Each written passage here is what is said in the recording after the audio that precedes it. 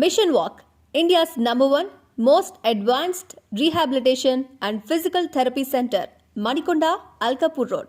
Call 9177 300 194. మా branches Hyderabad, Delhi మరియు పూణేలో కలవు. తెలుగు రాజ్యం ప్రేక్షకులకు హృదయపూర్వక స్వాగతం. నేను మీ చిలగట్టు శ్రీకాంత్ కుమార్. కాపు ఉద్యమంలో తనదైనటువంటి పాత్రను పోషించి ప్రగాఢ ముద్ర వేసినటువంటి రాష్ట్ర నాయకుల్లో ఆరేటి ప్రకాష్ గారు ఒకరు. నమస్కారం ఆరేటి ప్రకాష్ గారు. నమస్కారం. అసలు తిరిగి కొన్ని దశాబ్దాల తర్వాత ముద్రగడ పద్మనాభం గారిని రాష్ట్ర ప్రజానీకానికి, మరీ ముఖ్యంగా కాపు సామాజిక సముదాయానికి పరిచయం చేసి ఆ ఉద్యమాన్ని ఉవ్వెత్తున ఒక ఉద్ధృత రూపం దాల్చేలా చేసినటువంటి వాళ్ళు తెర వెనుక మీ కృషి చాలా ఉంది. ఆ తర్వాత కూడా రాష్ట్ర వ్యాప్తంగా ముద్రగడ పద్మనాభం గారిని కులస్తులతో మీరు వారిని అనుసంధానించినటువంటి తీరు కూడా ఎవరు రాష్ట్ర ప్రజానీకం మర్చిపోలేరు.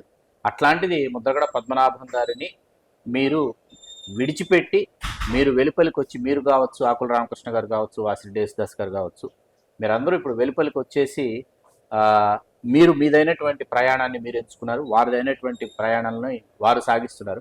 అసలు ఏం జరిగింది ప్రకాష్ గారు? ఈ విభేదాలకి కారణం ఏంటి? భావ వైరుధ్యాలకి ఏంటి దారితీసిన పరిస్థితులు? చక్కటి ప్రశ్న అండి. సార్, ఇప్పుడు ముద్రగడ పద్మనాభం గారు అంటే కొంత ఉద్యమ నేపథ్యం కూడా చెప్పమంటే కొంచెం దాంట్లో చెప్తాను. నాకు ముద్రగడ పద్మనాభం గారు 2015 మార్చి 23 తర్వాత నుంచే తెలుసు. అంతకుముందు ఎప్పుడు ఆయన చూశాను. అంటే ఆయన 94 ఉద్యమం చేసేవాడికి నేను అడ్వకేట్గా భీమవరం ప్రాక్టీస్ చేస్తున్నాను.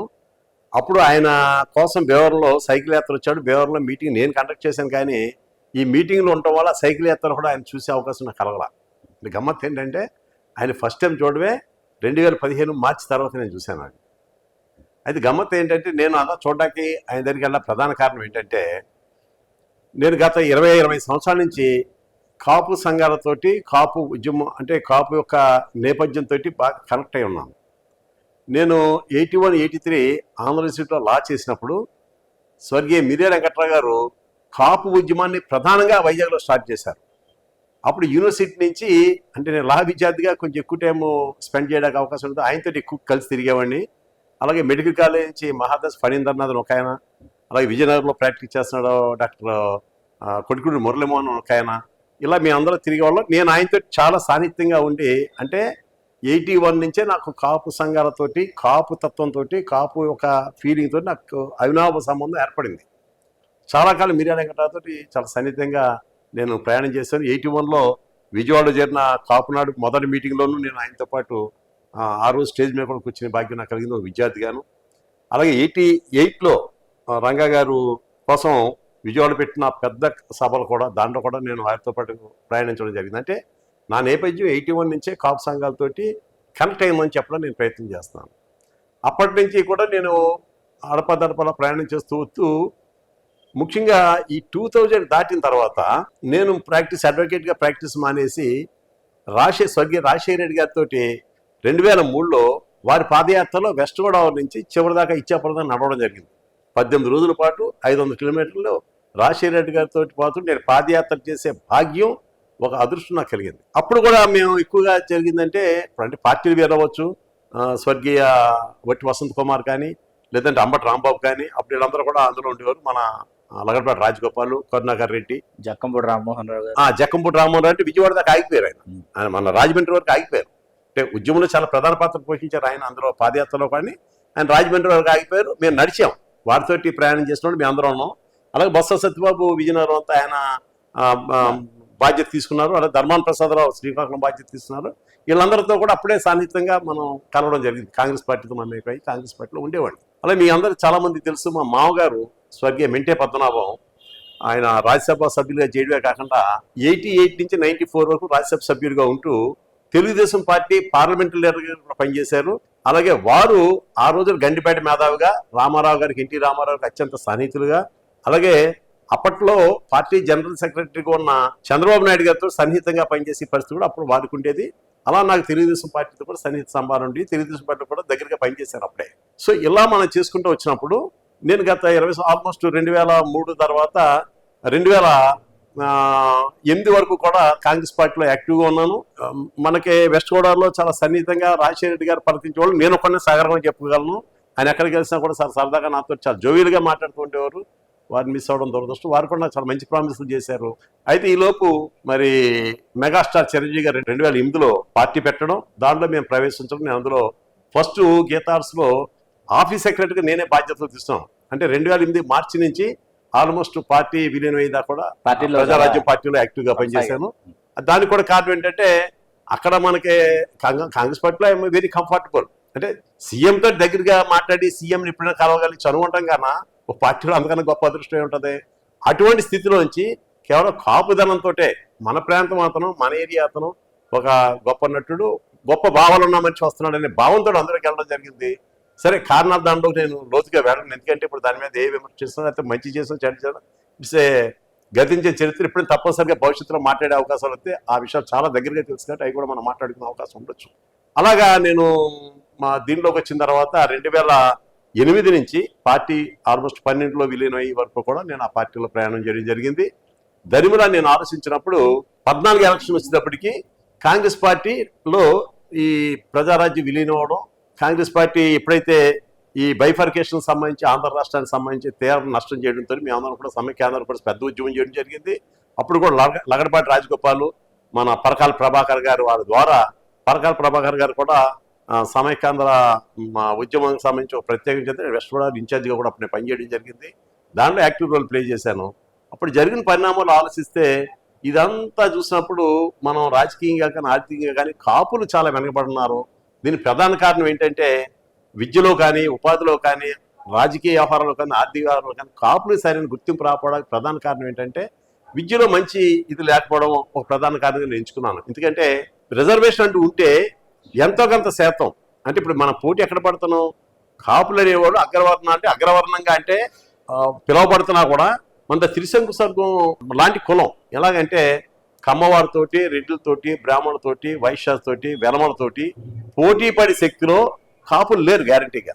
ఎవరో 4-5 100కి 2-3% బాగా అంటే వాళ్ళు ఇండివిజువల్గా పెరిగి తప్ప యాజ్ ఎ గ్రూప్గా పెరిగే అవకాశాలు కాపులకు లేవు. దానికి అనే కారణాలు ఉన్నాయి, దాంట్లో కూడా నేను వెళ్ళట్లేదు. దీనికి కొంత పరిష్కారం ఏంటంటే రిజర్వేషన్లు వస్తే కనుక కాపులకి ఎంతో కొంత శాతం 7%, 10%, 12% రిజర్వేషన్స్ వస్తే కనుక ఈ రిజర్వేషన్ మూలంగా ఇప్పుడు ఆంధ్ర సీట్లో ఆంధ్ర మెడికల్ కాలేజీలో ఆ రోజుల్లో ఒక సీట్ రావాలంటే సామాన్యుడు వాళ్ళు అవుతాం, లేదంటే ఒక జేఎన్టీయూలో సీట్ రావాలంటే సామాన్యుడు వాళ్ళు అవుతాం, అలాగే ఒక గ్రూప్ 1 ఆఫీసర్ కావాలంటే సామాన్యుడు వాళ్ళు అవుతాం. అంటే చాలా పోటీ పడాలి. అగ్రవర్ణంతో పోటీ పడడం చాలా కష్టమైన విషయం. అంటే ఆర్థికంగాను, సామాజికంగాను, విద్యాపరంగాను, మేధోపరంగాను మనకన్నా బాగున్న వాళ్ళతో పోటీ పడలేం. కాబట్టి మనకి రిజర్వేషన్స్ రావడం వల్ల బెనిఫిట్ అవుతుందనే ఉద్దేశంతో నేను దీని మీద కాన్సన్ట్రేట్ చేసి దీనికి సంబంధించి అప్పట్లో ముఖ్యమంత్రిగా ఉన్న చంద్రబాబు నాయుడికి సవివరంగా అంటే 1909 నుంచి ఇప్పటి వరకు అంటే చంద్రబాబు 2014లో ఎలక్షన్ అయ్యి చంద్రబాబు గారు సీఎం మీద ఉన్న విషయాలన్నీ కూడా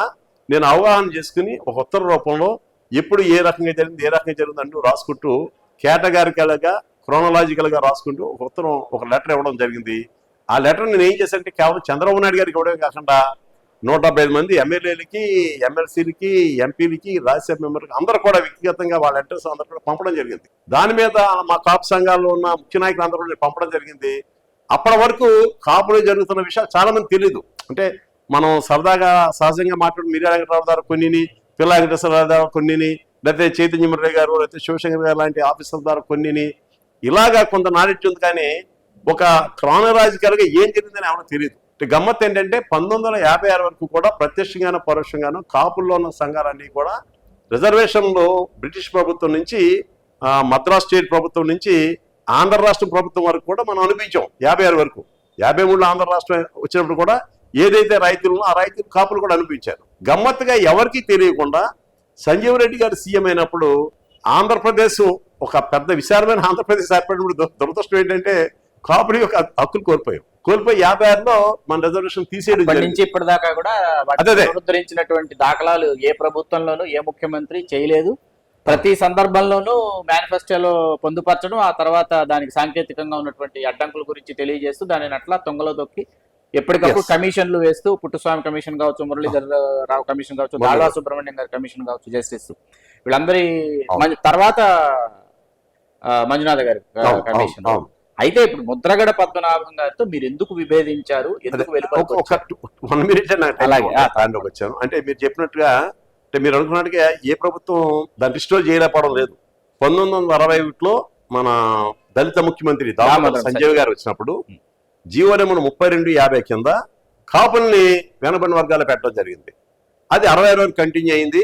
66లో బ్రహ్మానంద రెడ్డి మరి కారణాలు ఏమైనా తొలగించబడ్డదే. అప్పటి నుంచి మీరు చెప్పినట్టుగా మేము పోరాటం చేస్తూ వచ్చినప్పుడు నేను ఫైనల్ అనుకున్నది ఏంటంటే 94లో పెద్ద ఉద్యమం జరిగింది. అంటే ముద్రగడ పద్మనాభం గారు అంటే అప్పుడు యాక్చువల్ ఉద్యమం ప్రధాన కారణం ఎవరంటే రావులపాలెంలో ముఖ్యమంత్రి సభ జరుగుతున్నప్పుడు బ్లాక్ జెండా పెట్టుకుని వాళ్ళ నిరసన తెలియజేసి నినాదాలు చేసి మెమరాండం ప్రయత్నం చేసేవాడు. రక్తాలు వచ్చేదాకా సీఎం విజయభాస్కర్ రెడ్డి గారి సమక్షంలో లాఠీ దెబ్బలు తిన్న ఆకుల రామకృష్ణ, సర్లాది స్వామినాయుడు, నల్ల సూర్యచంద్రరావు, నల్లా విష్ణువు వంటి వాళ్ళందరూ కూడా ఉద్యమాన్ని ప్రేరేపణ చేశారు. ఇది జరిగినప్పుడు చాలా అవమానకరంగా జరిగి దారుణంగా పట్టడం జరిగింది. ఒక కేవలం లేని పెద్ద ఉద్యమం చేసే ఉద్దేశం కూడా కాదు, ఉద్దేశం. దాన్ని సీరియస్ గా తీసుకున్న ముఖ్యమంత్రి గారికి ఉన్నప్పుడున్న పోలీసు వారంతా చేయడంతోటే దాని తర్వాత ముద్రగడ పద్మనాభం గారు 2వ రోజు 3వ రోజు ఆయన వచ్చి దీనికి మనస్తాపం చెంది దీన్ని మనం ఎందుకు వదులుకోవాలి, ఇక్కడే పెద్ద సభ మనం పెడదామని చెప్పేసి ఒక పెద్ద సభ పెట్టడం జరిగింది. ఆ రకంగా పద్మనాభం గారు ఆ ఉద్యమం వచ్చినప్పుడు ఎవరైతే ఉద్యమం స్టార్ట్ చేశారో ఈ తూర్పుగోదావరి నాయకులు అందరూ కూడా పద్మనాభం గారు కూడా ఉండి ఉద్యమాన్ని పెద్ద ఎత్తున చేశారు. ఆ విషయాన్ని కూడా ప్రపంచం అందరూ తెలుసు. దాని ఫలితంగా విజయభాస్కర్ రెడ్డి లాంటి పెద్ద మనిషి కూడా కొంచెం మెడలో వంచి తగ్గించి కాంగ్రెస్ పార్టీని తగ్గించి జీవో నెంబర్ 30 అని చెప్పేసి ఓ జీవో ఇవ్వడం జరిగింది. ఆ జీవో 14 ఉద్యమంలో సాధించారు. అంటే గమ్మత్ ఏంటంటే ఆ జీవోలో స్పష్టంగా కాపుల్ని వెనకబడి వర్గాలకు గుర్తించడం జరిగింది. కాపులతో పాటు 13 కులాలు, కాపులు 4 పేర్లతో ఉంటుంది. కాపు, తెలగ, బలిజ, ఒంటరి పేర్లతో ఉండి ఒకే కులం. దీంతో పాటు ఇంకో 9 కులాలతో 13 కులాలకి కూడా బీసీ స్టేటస్ ఇవ్వడం జరిగింది. అయితే విధి విధాన నిర్ణయంలో ఒక కమిషన్ నేపథ్యంలో జరగాలి కాబట్టి ఒక కమిషన్ తీసుకుని దాంతో ఎంత శాతం ఇవ్వాలి, ఏ కేటగిరీలో ఇవ్వాలి, దాన్ని పొందుపరచమని చెప్పేసి చేస్తూ వెంటనే పుట్టుస్వామి గారి కమిషన్ కూడా విజయభాస్కర్ రెడ్డి గారు స్వర్గీయ విజయభాస్కర్ రెడ్డి గారు ఇవ్వడం జరిగింది. అయితే దురదృష్టం ఏంటంటే ప్రతిసారి కాపులు జరుగుతున్న నష్టం అదే. దురదృష్టం ఏంటంటే 94లో ఇది ఇచ్చి ఇదంతా జరిగిన వెంటనే ఎలక్షన్లు వచ్చినాయి. 94లో ఆ ఎలక్షన్ లో దారుణంగా కాంగ్రెస్ పార్టీ ఓడిపోయింది. అంటే కేవలం 26 సీట్లు మాత్రమే వచ్చినాయి. అంత దారుణంగా అయిపోయేటప్పటికి పద్మనాభం గారు లాంటి ఉద్యమం అంటే నిజంగా మనం చెప్పాలంటే ఆ ఉద్యమానికి హైప్ చేసిన పద్మనాభం గారే, అందులో అనుమానం లేదు. నేను ఇవన్నీ గమనించి ఇవన్నీ స్టడీ చేస్తే నాకు అర్థమైంది ఏంటంటే ముద్రగడ పద్మనాభం గారు లాంటి నాయకుడు ఉద్యమ నేత వల్ల మాత్రమే కాపులకు సంబంధించిన విషయాలు జరుగుతాయనే భావం మాకు కలిగి నేను పద్మనాభం గారికి మొట్టమొదటిసారి 2015 మార్చిలో వారి ఇంటికి వెళ్ళడం జరిగింది. వెళ్ళి నేను విషయాలు చెప్పాను. అయ్యా ఇదంతా నేను స్టడీ చేశాను, 94 ఉద్యమం మీ వల్ల ఇది జీవో 30 జీవో వచ్చింది, దానివల్ల మనం అమలు చేసుకోలేపాము. చంద్రబాబు నాయుడు గారు సాధ్యం తొందరగా కాపు కార్పొరేషన్ ఏర్పాటు చేస్తాను, అలాగే కాపుల రిజర్వేషన్ సంబంధించి తొందరలో నేను నిర్ణయాలు తీసుకున్నాను చెప్పారు. కాబట్టి ఇది మనం పట్టుకుంటే బాగుంటుంది, ఇప్పుడు మనం న్యాయం చేసిన వాళ్ళు అవుతాం, అది మీ వల్ల అవుతుందని చెప్పడం జరిగింది. ఆయన చాలా సున్నితంగా లేచి మీకు తెలుసు 2 చేతులు నమస్కారం పెట్టి, అయ్యా ప్రకాష్ గారు మీరు ఇప్పుడు మా ఇంటికి రాకండి, నేను కాపులో ఆర్థికంగాను, సామాజికంగాను, రాజకీయంగాను, ఆరోగ్యపరంగా కూడా నష్టపోయాను. నా మనవాళ్ళతో నేను చిన్నపిల్ల పాప నేను ఆడుకుంటున్నాను, దయచేసి రావద్దని చెప్పి సున్నితంగా నన్ను బయటకు పంపారు. నాకు ఎంట్రీ కార్డు మింటే భద్రం వడ్డు కాబట్టి లోన్ కూర్చోబెట్టాను కూడా ఆయన అన్నారు. మీ మామగారు నాకు తెలుసు, అందుకు నువ్వు ప్లేటర్ అన్నా కానీ లోన్ కూర్చోబెట్టానే, ఇప్పుడు మా ఇంటికి రావద్దని చెప్పారు. అయితే ఇక్కడ గమ్మత్ ఏంటంటే నేను వదల 15-20 సార్లు మార్చి నుంచి జూలై వరకు 15-20 సార్లు వారి ఇంటికి వెళ్ళాను. అయితే గమ్మత్ ఏంటంటే నేను ఇంకో పని కూడా చేశాను, వీరితో ఉద్యమం చేయాలి, కాపు ఉద్యమం. నాకు మైండ్ సెట్ నాకున్న లక్ష్యం ఏంటంటే ఇప్పుడు ఈయన శ్రీకాంత్ గారిలో ఈ క్వాలిటీ ఉందంటే ఆ క్వాలిటీని ఎలా ఎలివేట్ చేస్తే బాగుంటుందని ఆయన ప్రత్యక్ష ప్రవేశం లేకపోయినా పరిచయం లేకపోయినా కూడా నా అంతా నేనే వారి దగ్గరికి వెళ్ళి మాట్లాడి ఏమంటే ఎలా బాగుంటుందని చెప్పడం నాకు అలవాటు. చాలా మందితో చేశాను, మీకు చాలా పేర్లు నేను చెప్పగలుగుతాను. పద్మనాభం గారిని వదలలా, నేను వదలకుండా వారిని పట్టుకుని పదే వెళ్తూ ఉంటూ నేను గమ్మత్తు ఇంకో పని ఏం చేశానంటే తోట తిమ్మూర్తి గారు మీకు తెలుసు, నేను తోట తిమ్మూర్తులకు సంబంధించి కాపుల్లో ఒక దమ్మున్న ధైర్యం ఉన్న నాయకుడు నేను ఫీల్ అవుతాను. నేనేమన్నా అప్పటికే కాపు సంఘాలు ఒక 20 సంఘాలు కనిపించారు. ఎవరైనా అందరూ కాపు సంఘాలే, అందరికీ ఒక కార్డు, అందరూ కూడా ఎవరికాడు జాతీయ నాయకుడు, 6 రాష్ట్రాల నాయకుడు, 30 రాష్ట్రాల నాయకుడు ఉంది. దీన్ని ఆపాలంటే దమ్మున్న నాయకుడు కాబట్టి దీన్ని హోల్డ్ చేయాలి. కాబట్టి నేను తోట తిమ్మూర్తి గారు కన్విన్స్ చేసి ఏమంటే తిరుమూర్తి గారు మీరు పెద్దరికం తీసుకోండి, మీరు ఏమి దీనిలో రావద్దు, మీరు పొలిటికల్గా ఉన్నారు కాబట్టి దీనిలో ఇన్వాల్వ్ కాకండి, మేము ఆర్గనైజ్ చేస్తాం, మీరు పెద్దరికం తీసుకుని బ్యాక్గ్రౌండ్ ఉండండి, మనందరం కలిపి ఒక సంఘాన్ని ఏర్పాటు చేస్తే అది మీ వల్ల అవుతుంది. ఎందుకు అవుతుందంటే త్రిమూర్తులు కమెంట్ చేసి చెప్పగలరు కాబట్టి త్రిమూర్తులు గారి మాటగా అందరూ కూడా ఏదో రకంగా లోపడి వింటారనే భావంతో ఆయన దగ్గరికి వెళ్తూ వచ్చామండి. అంటే రెండు సైమిల్టేనియస్ రైలు పట్టాలుగా రెండు సైమిల్టేనియస్గా రెండు పనులు చేశాను. ఒకటేమో ఉద్యమం అంటే రిజర్వేషన్ సాధించాలంటే ఒక ముద్రగడ పద్మనాభం వల్ల అవుద్ది, రెండోది లేదు. అలాగే ఇవన్నీ సంఘాలను ఏకీకృతం చేయాలంటే ఒక ఏకతాటి త్రిమూర్తి వల్ల అవుద్ది. కాబట్టి ఇద్దరు ఈస్ట్ గోదావరి నాయకులే, ఇద్దరు కాకినాడ దగ్గర ఉండేవారు. కాబట్టి ఆ రామచంద్రపురం వెళ్తే మన త్రిమూర్తి గారిని కలిసి ఆయనకు నమస్కారం పెట్టి ఆయనతో కొంచెం మాట్లాడి అక్కడి నుంచి పద్మనాభం గారి దగ్గరికి వెళ్ళిపోయి కెల్లంపొడి పద్మనాభం గారి దగ్గరికి వెళ్తే మరి ఇటు వెళ్ళివ్వండి. ఎక్కువసార్లు తిరుమూర్తి గారు కాకినాడ ఉంటుంటే కాబట్టి నాకు ఈజీ కలుతూ ఉండేవాడిని. అయితే ఇదంతా తిరుమూర్తి గారికి కూడా తెలిసింది. ఏమైనా నువ్వేంటి ఇలా జోడుగురాలు పనులు చేస్తాను, నేను అయితే ఓపెనింగ్ చెప్పాను ఇదంటే నా ఉద్దేశం. ఆయన కూడా పెద్ద సీరియస్గా తీసుకోలేదు. కానీ పద్మనాభం గారు సీరియస్గా మీరు అక్కడికి వెళ్తున్నారు ఇక్కడికి వెళ్తున్నారు అంటే చెప్పాను నేను, ఏమంటే ఇది విషయం అని చెప్పాను. ఇది జరుగుతుగా జూలై 2015 నాడు ఆయన నిర్ణయం తీసుకుని మనం ఏదో చేద్దామని చెప్పేసి నన్ను, ఆకుల రామకృష్ణ గారిని, వాసి దేశదాస్ గారిని, వారి వియ్యంకుడు బార్లపోటి రవికుమార్ గారు రాజమండ్రి, మన నలుగురినే పిలిచారు. ముద్రగడ క్రాంతి గారు బాగా అప్పుడు మనం చెప్పాలంటే వార్తల్లోని వ్యక్తి ఇవాళ చాలా రాష్ట్రం అంతా కూడా మాట్లాడుకుంటున్న ముద్రగడ వ్యక్తి మా అమ్మాయిలు అంటే అమ్మాయి క్రాంతి గారి తండ్రి అని ఇప్పుడు చెప్పాలంటే అది కాదు. ముద్రగడ పద్మనాభం గారు అమ్మాయి కాబట్టి ఆ అమ్మాయికి ఆ హైప్ వచ్చిందని నేను నమ్ముతాను. మేము అందరం కలిసి పిలిచినప్పుడు మనతో కూర్చోబెట్టి మనం ఎదరికి వెళ్దామన్న ఆలోచనతో ఆయన ఉత్తరం రాసి నాకు చూపించారు. ఆ ఉత్తరం ఏదో రాశారు. నాకేంటి అంటే భాష అంటే ఫస్ట్ నుంచి కూడా పద్మనాభం గారు ఏంటంటే ఎక్కువ లౌకికంగా మాట్లాడడం, చాలా ప్రేమగా చాలా గౌరవంగా ఉంటారు. కానీ విషయాలు చెప్పేటప్పుడు చాలా నిష్కర్షగా చెప్తారు. ఉత్తరాలు కూడా భాష అది కూడా మొదటి నుంచి అంతే, కొత్తగా ఆయన రాసిన భాష ఏం కాదు.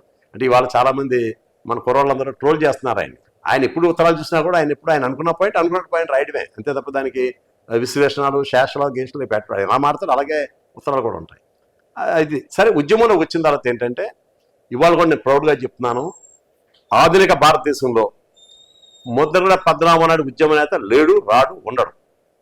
ఆయన రాజకీయ వ్యవహారాలు వేరు, ఆయన వ్యక్తిగతంగా ఉండి ఆలోచనలు వేరవ్వచ్చు. ఆయన please do subscribe to Telugu Rajyam channel. Please do subscribe to Telugu Rajyam channel.